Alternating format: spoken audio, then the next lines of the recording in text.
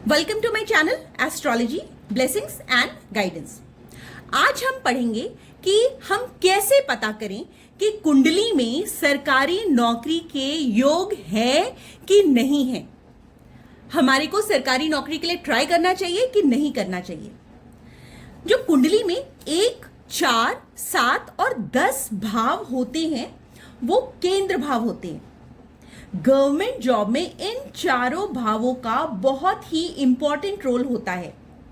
यदि इन चारों भाव में राजयोग बन जाए तो ऐसे लोग गवर्नमेंट जॉब में जा सकते हैं। इन लोगों को गवर्नमेंट जॉब में जाने के लिए ट्राई करना चाहिए। इन हाउसेस में यदि कोई ग्रह उच्च का हो या स्वग्रही हो, मतलब अपनी ही राशि में हो, तो कंडीशंस बहुत फेवरेबल हो जाती हैं। यदि इन चारों भावों में पंच महापुरुष योग बन जाए तो क्या बात है। तो भी सरकारी नौकरी का योग आपको बाय बर्थ मिला है, आपको ट्राई करना चाहिए। 1, 4, 7 और 10 ये केंद्र भाव है। मंगल की अपनी राशि है 1 और 8, तो मतलब यदि मंगल 1 और 8 नंबर की राशि में है तो वो स्वग्रही है।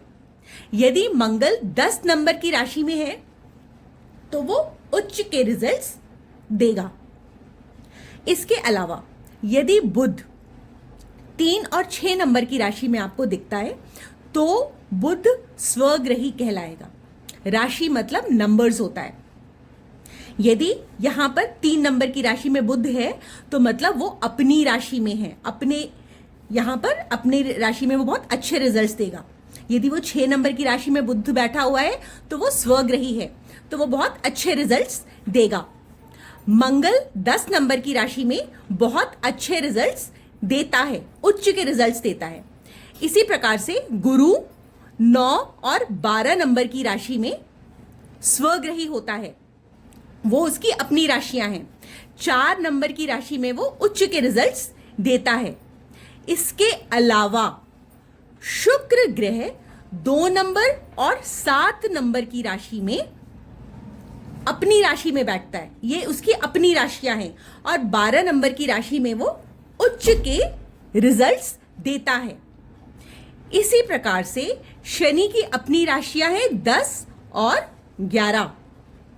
7 नंबर की राशि में शनि उच्च का माना जाता है।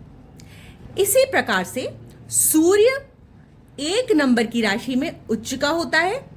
5 नंबर की राशि उसकी अपनी राशि है और 10 नंबर की राशि में भी वो अच्छे रिजल्ट्स प्रोवाइड करता है।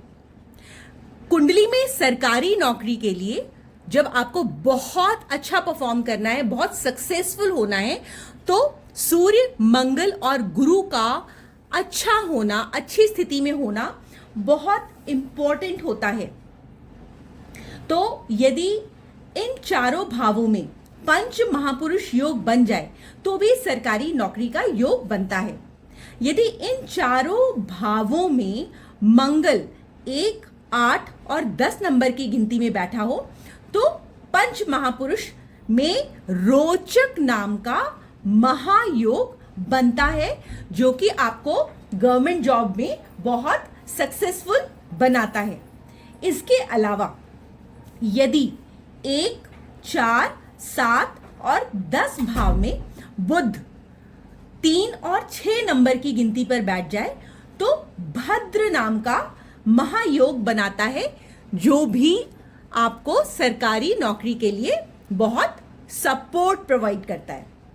इसके अलावा यदि बृहस्पति ग्रह यानी गुरु ग्रह 9 और 12 नंबर की राशि में बैठ जाए या फिर 4 नंबर की राशि में गिनती में बैठ जाए तो भी आपको गवर्नमेंट जॉब में बहुत सपोर्ट मिलता है, आप बहुत स्मूथली गवर्नमेंट जॉब में एंटर कर सकते हो। इसके अलावा शुक्र का 2, 7 और 12 राशियों में स्वग्रही होना या उच्च का होना आपको सरकारी नौकरी में बहुत स्ट्रॉन्ग योग दिखाता है। यदि कुंडली में, आपके लगन कुंडली में इन सारी राशियों में यहां पर वो ग्रह बैठा हुआ है तो आपको अच्छे रिजल्ट्स मिलेंगे। आपको ज्यादा डिफिकल्टीज या ज्यादा चैलेंजेस नहीं फेस करने पड़ेंगे।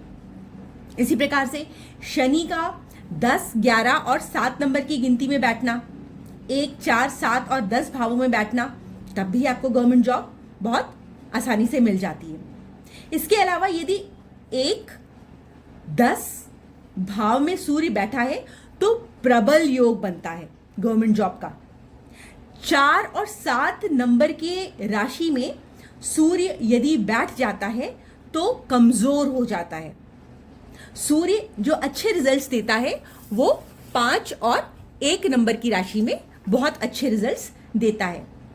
सूर्य, मंगल और गुरु में से कोई भी 2 ग्रह, कम से कम 2 ग्रह केंद्र भाव में बैठ जाएं तो सरकारी नौकरी में आपको बहुत हेल्प मिलती है। आपको ज्यादा चैलेंजेस, ज्यादा ऑब्स्टिकल्स फेस नहीं करने पड़ते हैं, आपको मनपसंद रिजल्ट्स मिल जाते हैं।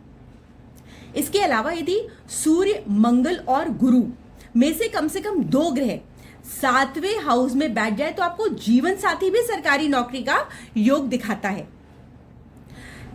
बलवान बृहस्पति मतलब बलवान गुरु, यदि गुरु अच्छी कंडीशन में हो, मतलब यदि वो केंद्र भाव में 1, 4, 7, 10 में अकेला ही बैठा हो तो भी सरकारी नौकरी का योग बनता है। मतलब गुरु अस्त नहीं होना चाहिए, ना अस्त हो ना डिग्री वाइज खराब हो, उसका डिग्री वाइज भी स्ट्रांग होना बहुत जरूरी है। इस चार्ट में लगन में सरकारी नौकरी का योग हमारे को नहीं दिख रहा, लेकिन D10 चार्ट में गुरु, सूर्य 10 नंबर के भाव में बैठे हुए हैं। ये भाव है, मैं राशि की बात नहीं कर रही हूं, मैं भाव की बात कर रही हूं। 10 नंबर के भाव में बैठे हुए हैं। गुरु अपनी राशि में, गुरु की अपनी राशि कौन सी है? 12 नंबर। गुरु अपनी राशि में है और लगन का 10th हाउस लॉर्ड, ये 10th भाव है, 10th हाउस लॉर्ड कौन है? शनि है। वो दशमांश कुंडली में 5 नंबर की राशि में आ गया है, तो इससे भी आपको सरकारी नौकरी का योग देखने को मिलता है। D10 चार्ट में आपको इस सरकारी नौकरी का योग बहुत स्ट्रांगली देखने को मिलता है। सेम रूल आप लगन और D10 दोनों में देखेंगे। D10 में मंगल, गुरु और सूर्य तीनों केंद्र भाव में हैं। ये केंद्र भाव है, ये 10वां भाव है, तो ये तीनों केंद्र भाव में हैं। तो सूर्य, मंगल, गुरु केंद्र में सरकारी सेवा का योग दिखाते हैं। ये गजब का राजयोग है यदि आपको दशमांश कुंडली में ऐसा देखने को मिल जाता है। लगन में सरकारी नौकरी न भी दिखे तो भी आप D10 चार्ट में सरकारी नौकरी को जरूर चेक करें। तो इस प्रकार से आज हमने अलग अलग योग पढ़े कि कौन से स्ट्रांग योग होते हैं, जिससे आप अपनी कुंडली में या अपने बच्चों की कुंडली में या अपने जान पहचान वाले किसी बंदे की कुंडली में सरकारी नौकरी का योग देखना चाहते हैं तो उसमें D10 चार्ट को जरूर रेफर करें। यदि आपको मेरी ये वीडियो पसंद आई हो तो प्लीज चैनल को लाइक करिए, शेयर करिए और सब्सक्राइब करिए। Thank you so much for watching.